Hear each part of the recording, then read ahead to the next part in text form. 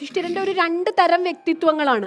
ഒന്ന് യുധിഷ്ഠിരന്റെ ഒരു ധാർമ്മിക വ്യക്തിത്വം, മറ്റൊരിടത്ത് യുധിഷ്ഠിരന്റെ ഒരു ദാർശനിക വ്യക്തിത്വം ഇതിലൂടെ വെളിവാകുന്നുണ്ട് അല്ലേ? ഈ യക്ഷപ്രശ്നത്തിൻ്റെ സന്ദർഭമെന്ന് വിശകലനം ചെയ്യുമ്പോൾ തന്നെ അറിയാം, അരണിക്കോൽ നഷ്ടപ്പെട്ട ഒരു ബ്രാഹ്മണന് അത് വീണ്ടെടുത്തു കൊടുക്കാനുള്ള ഒരു യത്നമാണ് ഇതിൻ്റെ പിമ്പിൽ നടക്കുന്നത്. അങ്ങനെയാണ് വാസ്തവത്തിൽ ഇവർ വെള്ളം അന്വേഷിച്ച് പോകേണ്ടി വന്നത്. അതൊരു യുധിഷ്ഠിരനെ സംബന്ധിച്ച് ഈ യജ്ഞ സംവിധാനത്തിൻ്റെ നിലനിൽപ്പും അതിൻ്റെ ആവശ്യകതയും നന്നായി അറിയുന്ന ഒരു വ്യക്തി തന്നെയാണ് യുധിഷ്ഠിരൻ. ഒന്ന്. രണ്ടാമത്, ഇവരോട് വെള്ളം കുടിക്കരുത് എന്ന് പറയാൻ ആർക്കാണ് അധികാരം അല്ലെങ്കിൽ അവകാശം?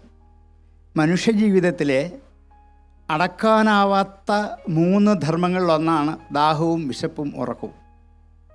ഇതൊരാൾക്ക് പറഞ്ഞില്ലാതാക്കാൻ പറ്റുന്നതല്ല, സ്വയം നിയന്ത്രിക്കേണ്ടതാണ്. ശരീരധർമ്മങ്ങളാണിത് 3. ഈ ശരീരധർമ്മങ്ങളെ നിയന്ത്രിക്കാൻ ദാഹിച്ച് വലഞ്ഞു വരുന്ന ഒരാളുടെ വെള്ളം കുടിക്കരുത് എന്ന് പറയാൻ വാസ്തവത്തിൽ അവകാശമില്ല.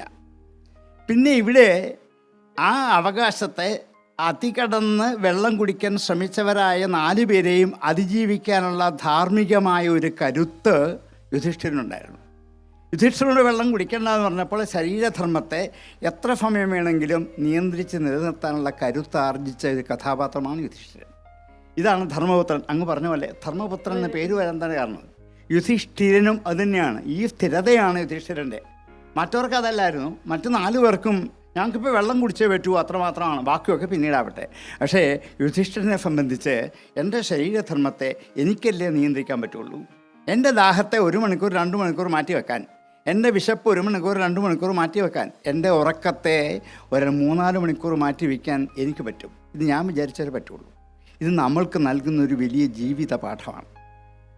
ഇത് നമുക്കേ പറ്റുള്ളൂ. അതുകൊണ്ട് ഈ ഒരു നിയന്ത്രണ വിധേയമായ ധർമ്മത്തെ യുധിഷ്ഠിരൻ ആവിഷ്കരിച്ചു.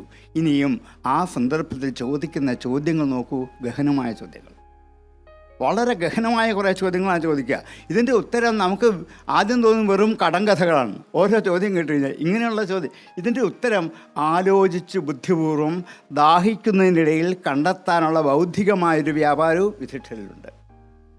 ചുമ്മാ അല്ല യുധിഷ്ഠിരനെ മഹാഭാരതത്തിലെ ഏറ്റവും ഉത്കൃഷ്ടമായ കഥാപാത്രമാക്കി മാറ്റിയത് ഈ 2. അപ്പം ശരീരധർമ്മത്തെയും മനസ്സിൻ്റെ ധർമ്മത്തെയും അടക്കി നിർത്താനുള്ള കരുത്ത് യുധിഷ്ഠിരൻ സ്വയം തന്നെ തൻ്റെ ജീവിത നിഷ്ഠ കൊണ്ട് ആർജിച്ചു.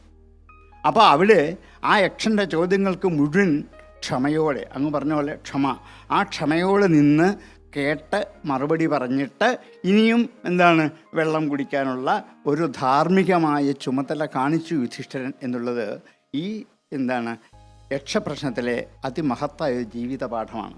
നമ്മൾക്കും നിയന്ത്രിച്ചാൽ ഇതൊക്കെ പറ്റും. 1 മണിക്കൂറും 2 മണിക്കൂറും ഒക്കെ അടക്കി നിർത്തിക്കൊണ്ട് ആധ്യാത്മിക കാര്യങ്ങൾ കേൾക്കാനും അതിന് മനസ്സിരുത്താനും നമ്മൾക്കും പറ്റുന്നതാണെന്നാണ് യുധിഷ്ഠിരൻ കാണിച്ചു തന്നെ.